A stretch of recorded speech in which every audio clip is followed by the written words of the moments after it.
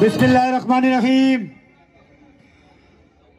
सबसे पहले आफ्ताब भाई आपको, क्योंकि आपने अभी अभी ओहदा संभाला है, मुबारक हो आपको।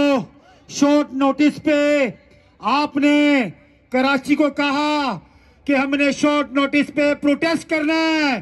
ये तो जलसा बन गया है कराची।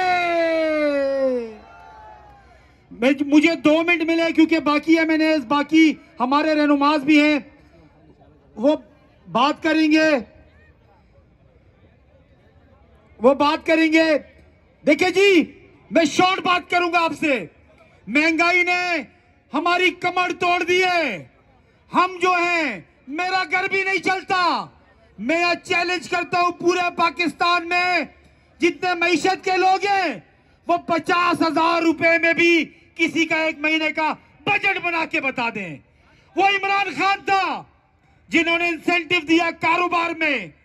जब हमारी कराची की कोई बात होती थी, महंगाई की बात होती थी, हम भी खड़े होते थे।